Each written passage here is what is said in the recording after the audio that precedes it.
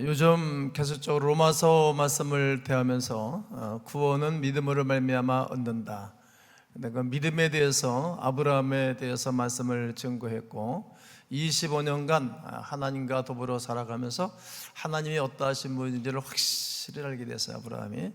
그리고 믿음이 무엇인지를 알게 됐습니다. 그래서 믿음에 대해서 설명할 때 바울은 오래전 구약에 맨 처음으로 불렀던 아브라함을 들어가면서 믿음을 설명했습니다. 믿음은 믿음의 조상이 아브라함이었다.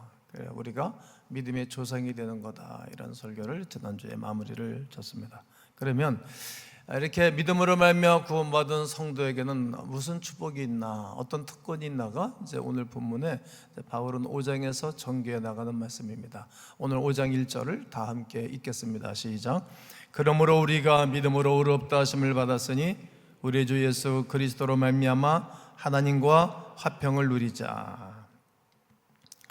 이제 믿음으로 구원을 받은 우리들에게 주시는 축복이 있는데 여러 가지 중에 그 중에 첫 번째가 평화를 누리게 되는 것입니다. 평화. 성경은 주 예수 그리스도로 말미암아 하나님으로 더불어 평화를 누리자라고 말합니다. 하나님과 더불어 누리는 평화입니다. 나 홀로 누리는 평화는 순간순간 깨지고 무너집니다. 하나님과 더불어 우리가 크신 분하고 어디를 가면 든든하잖아요. 그리고 능력 있는 분과 어디를 동행하게 되면 든든하죠. 전에도 말씀을 드렸지만 해외여행을 할 때 아주 탁월하고 유능한 가이드와 함께 여행을 하면 편안한 거예요. 그런데 이제 탁월하지 않은 가이드를 하기 시작하면 첫날서부터 기분이 망가집니다. 그리고 불편한 것이 있어요. 이처럼 우리가 최고의 평화는 전능하시고 능력이 있는 우리 주님과 더불어 이 땅을 살게 되어지면 평화하고 평안할 줄로 믿습니다. 그러면 이 하나님과 더불어 평화를 누리라 이렇게 말했는데 그럼 그전에는 하나님과 어떤 사이였는가? 성경은 하나님과 우리의 사이가 원수가 된 사이였다라고 말합니다. 에베소를 보면 바울은 하나님과 우리의 사이가 원수였다는 것을 가르쳐주고 있습니다. 원수가 아니었다라면 화평을 누릴 이유가 없겠지요. 우리가 그리스도 예수로 말미암아 구원을 받기 이전에는 하나님과 원수 사이였습니다. 적대 관계에 있었던 사람이 회복되어 화목 관계로 돌아온 것입니다. 평안을 무엇을 얻어서 오는 것이 아닙니다. 관계가 회복하면 평화가 생기는 거예요. 아주 쉬운 말씀으로 드리면 여러분 인간관계, 당신과 나 사이에 불편함이 생기면 평화가 깨진 것입니다. 그러나 그 문제가 해결되면 평화롭지 않습니까?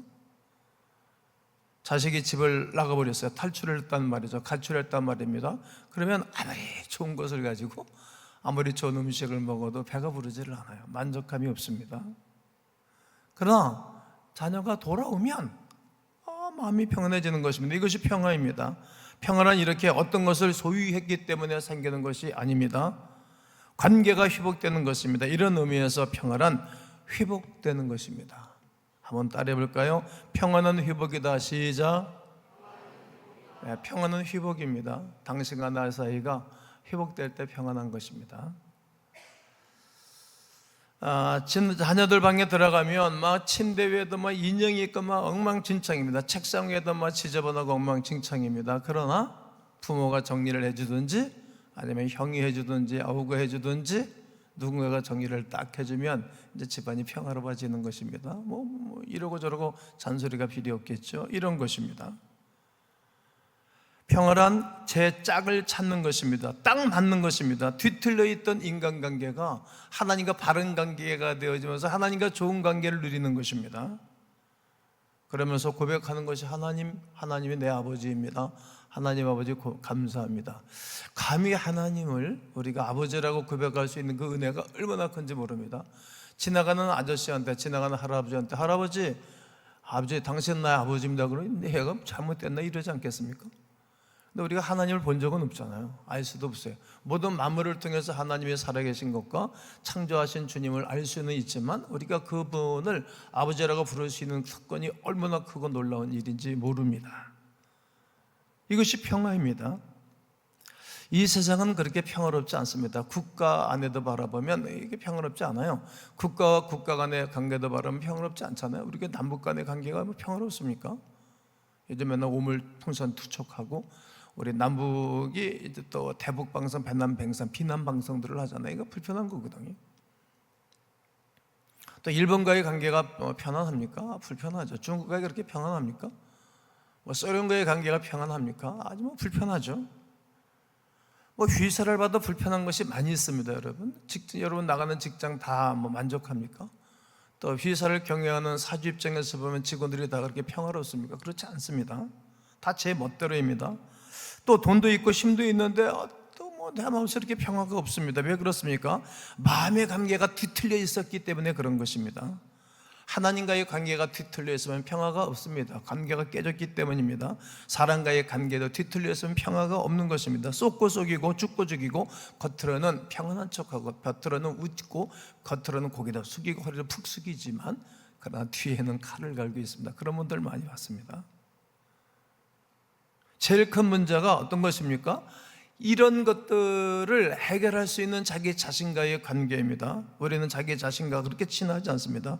때로는 자기 자신을 학대하죠. 자신감에 빠지기도 하고 우월감에 빠지기도 하고 조울증에 빠지기도 합니다.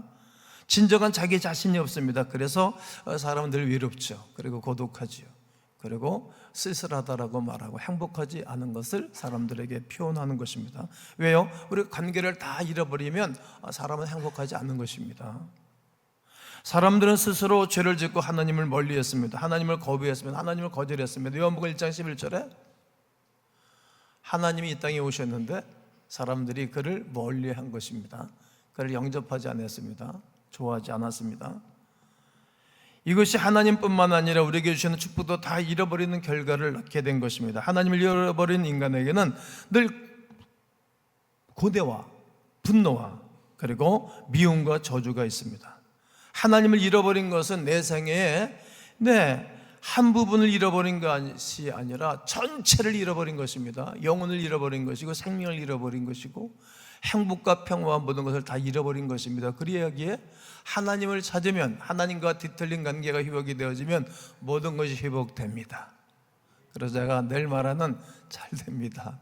계속 잘 됩니다. 끝까지 잘 됩니다. 영원토록 잘 됩니다를 제가 성경에서 믿음으로 찾아내서 늘 말하는 것입니다. 하나님과 회복된 것을 모든 것이 회복되는 것입니다. 점점 좋아지는 것입니다. 자기 자신을 생각해봐도 얼마나 좋은 사람으로 바뀌어져 가는 것을 여러분 스스로 느낄 수 있고 고백할 수 있지 않겠습니까? 이제 우리는 예수 그리스도로 말미암아 의롭다함을 얻게 되고 하나님의 자녀가 될 뿐만 아니라 하나님의 관계가 모든 것이 회복된 것입니다. 어떤 어려움과 위기와 설사 죽음이 나를 기다린다 할지라도 하나님과의 관계가 회복된 사람은 두렵지 않습니다. 무섭지 않습니다. 총알이 휙휙 날아다녀도 두렵지 않은 것입니다. 전 세계에서 전쟁을 제일 용감하게 치르는 나라 백성들이 있습니다. 어느 나라인지 아십니까? 네, 이스라엘 나라 사람들입니다. 두렵지 않은 거예요.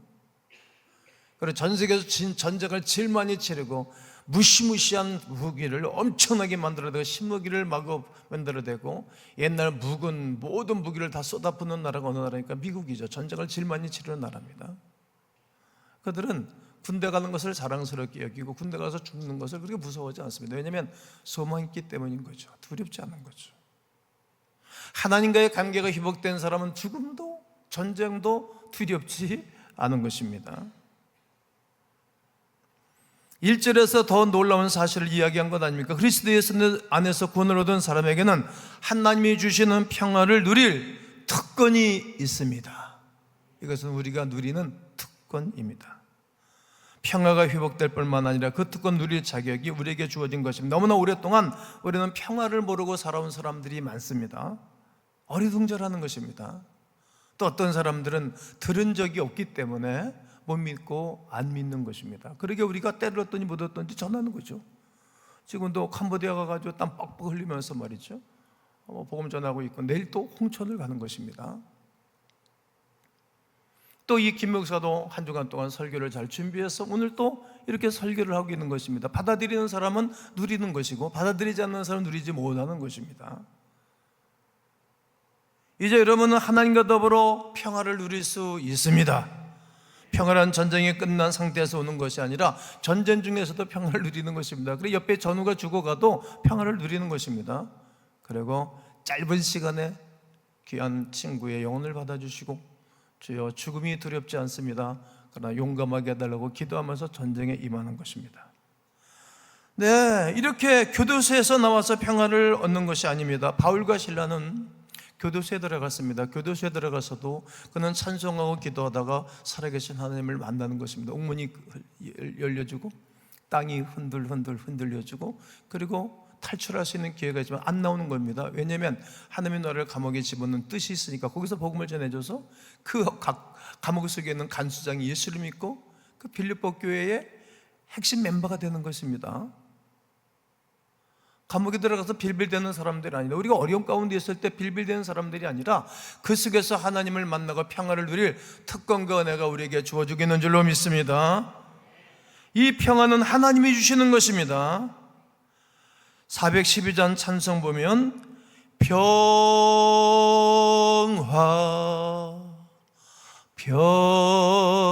평화로다 하늘 위에서 내려온다라고 찬송합니다. 그 사랑의 물결이 간물처럼 우리에게 임하는 것입니다. 성도 여러분, 나는 구원받은 하나님의 사람들이 누릴 수 있는 이 평강과 평화가 나는 여러분들에게 흘러넘치기를 주님의 이름으로 축원합니다. 축원합니다. 구원받은 자의 축복과 평화는 은혜 생활입니다. 은혜 생활. 오늘 본문 2절을 다 함께 읽겠습니다. 시작.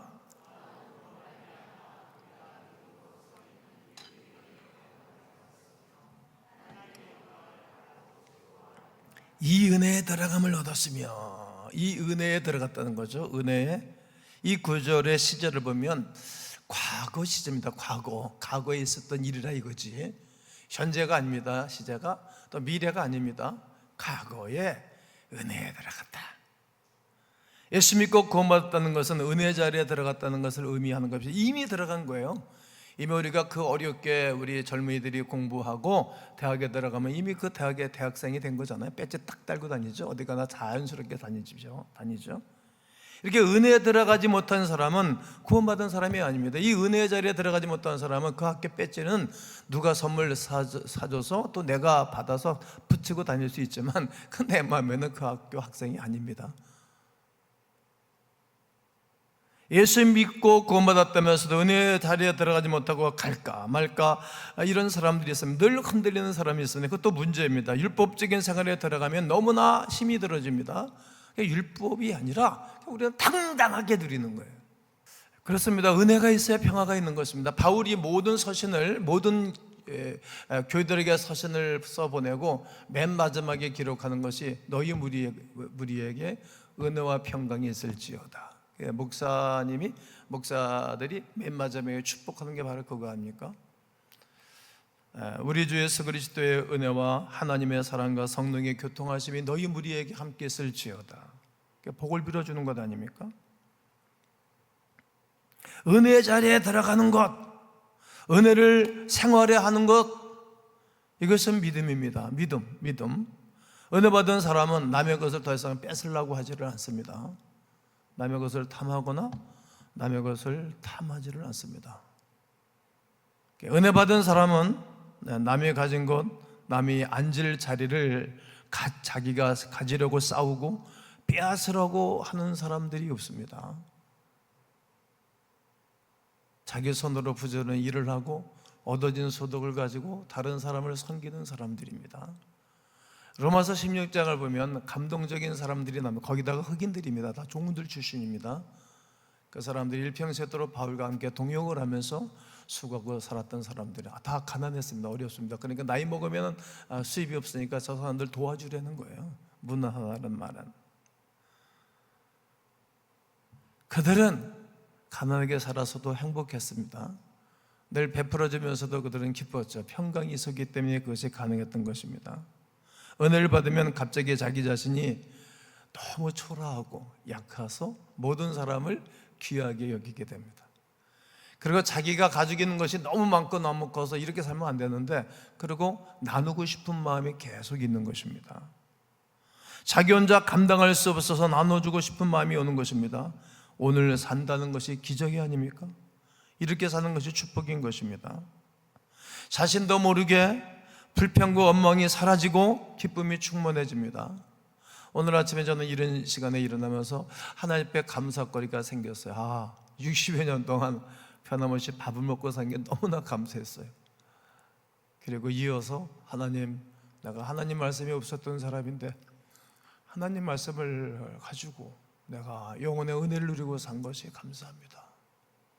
늘 말씀을 생명수와 같이, 폭포수와 같이 개인적으로 주시고, 또 성도들에게 말씀을 잘 퍼날라주고, 성도들이 종의 설교를 듣고 은혜와 힘을 얻고 세상에서 승리와 축복된 삶을 살게 하심을 감사합니다. 그리고 감사하면서 주일날 아침을 시작했습니다. 지나간 날들을 돌아보니 다윗이 나이가 먹어서 어린 시절부터 돌아보니 지금 자기가 서 있는, 앉아 있는 그 자리가 너무 컸습니다. 그러므로 여호와는 나의 목자니 내게 부족함이 없으리로다. 하나님 나의 목자가 되셔서 나를 부족함이 없게 해주신 것에 대한 감사시를 하고 있습니다. 그리고 5절에서 뭐라고 설명을 하는 것인가 하면 내 잔이 넘치나이다. 내 잔이 넘치나이다. 어떻게 나같이 양측이 없고 우리 아버지 집에 내 막내였던 나에게 이렇게 내 잔이 넘치게 하셨나. 이것도 넘치고 저것도 넘치고 내가 가는 것마다 다 잘 되고, 내가 간다서 만나는 모든 사람들마다 사람들이 숙연해지고, 하나님이 어떤 분인지를 알게 되고, 자기를 통해서 왕도 하나님을 알게 되고, 신하들이 하나님을 알게 되고, 모든 직원들이 하나님을 알게 된 것이 너무 커서 내 잔이 넘치나이다 라고 고백한 것입니다. 자꾸 내 마음속 깊은 곳에서 계속 흘러넘치는 것입니다. 이것이 은혜 받은 사람들의 생활입니다. 나는 여러분들의 마음과 입술과 삶이 계속 흘러넘치게 되기를, 은혜가 넘쳐나게 되기를 주님의 이름으로 축원합니다. 세 번째 축복은 하나님의 영광을 위하여 기쁘고 즐겁고 적극적으로 사는 것입니다. 오늘 보면 2절 하반절을 보면 하나님의 영광을 바라고 즐거워하느니라. 하나님의 영광을 바라보는 것입니다. 이 구절이 두 구절로 나눠져 있거든요. 첫 번째는 하나님의 영광을 바라고, 따라해 보실까요? 하나님의 영광을 바라고 즐거워하느니라. 하나님의 영광을 다 바라보고 즐거워하고 있어요. 인생의 목적이 무엇입니까? 돈 버는 것이 인생의 목적으로만 산다면 수전노가 되겠죠. 내가 돈 버는 기계가 될 것이고, 윤리와 도덕은 다 땅에 내려놓고 그냥 돈 버는 일에만 집중하게 될 것입니다. 그것이 인생의 목적일까요? 결혼이 목적입니까? 아이를 낳는 것이 결혼의 목적입니까? 그렇지 않습니다. 왜 공부합니까? 공부하는 것이 목적이 되면 그 사람은 힘듭니다. 인생의 목표가 없으면 계속 방황하죠. 무슨 일을 하든지 목적이 없는 사람은 방황합니다.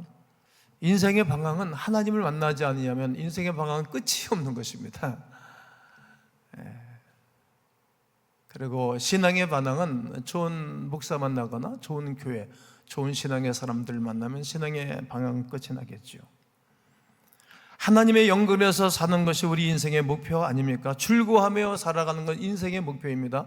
인생을 즐겁게 살아가도 일평생 살고요, 늘 인상 쓰고 행복감이 없이 살아도 일평생을 훅 지나갑니다. 얼굴 보면 저거는 해피한 사람, 해피하지 않은 사람을 알 수 있지 않습니까?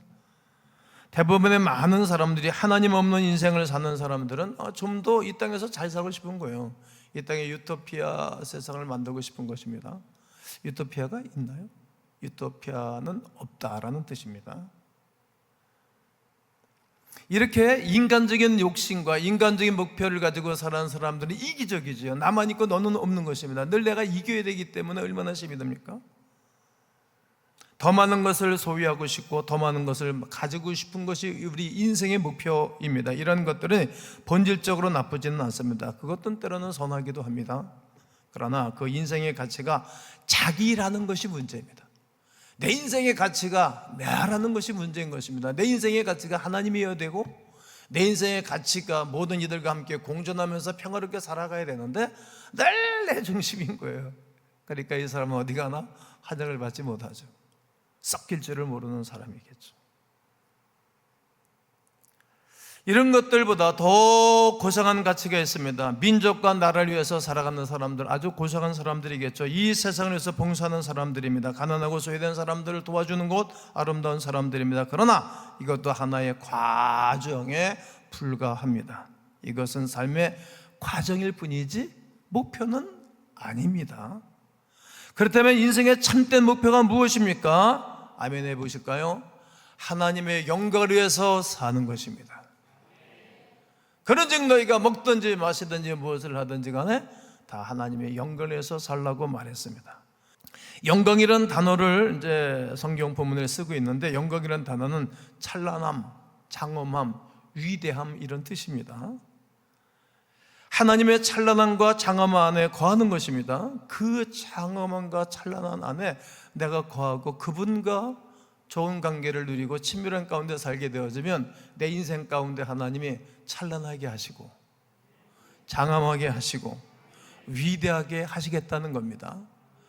여러분, 이제 좋은 스승과 계속 지나게 되면 그분을 닮아가요. 그리고 이 제자가 한 얘기인지 스승했는지 몰라. 계속 만나면 그렇게 되어져요. 그러니까 우리가 신 같은 존재가 되어져가요. 점점 좋아진다는 거죠. 이렇게 하나님의 찬란함과 영광과 위대함 가운데 거하게 되어지면서 우리가 나타나는 반응이 있어요. 오늘 본문을 기록하는 바울 같은 사람도 그분의 사랑이 너무 크고 그분의 은혜가 너무 커서 자기 몸이 부서지도록 그분을 위해서 살아가는 것입니다. 내 인생이 아깝지가 않은 것입니다. 하나님의 영광에서 사는 사람은 가난한 자에게 사랑을 베풀 뿐만 아니라 하나님의 영광을 위해서 사는 사람은 내게 주시는 은사와 은혜와 노던 능력을 다른 곳을 위해서 쓰는 거예요. 다른 사람을 위해서 쓰는 것입니다. 어떻게 하나님의 영광을 위해서 쓸지 고민하는 거예요. 어떻게 내가 하나님의 영광을 위해서 내게 주신 모든 것들을 내가 쓸까? 고민하고 살아가는 것입니다. 어디에 있든지 무슨 일을 하든지 어느 나라에 가든지 누구를 만나든지 간에 그 가운데 너와 당신과 나 사이에, 너와 우리 사이에 하나님의 영광을 어떻게 하면 드러낼까를 고민하는 거예요.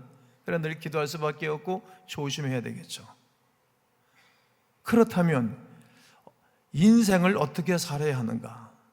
바라고 즐거워하라고 성경은 말하는 거예요.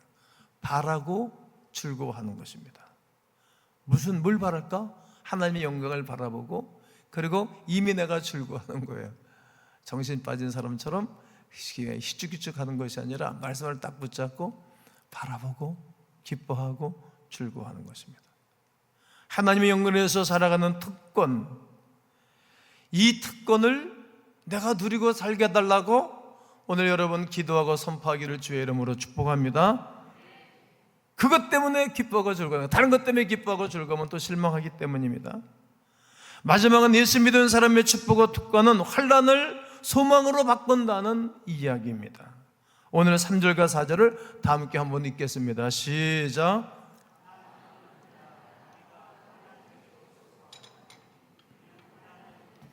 인내는 연단을, 연단은 소망을 이루는 줄 알미로다. 여기서 말하는 환난이란 환경적인 어려움과 육체적인 고통을 말해요.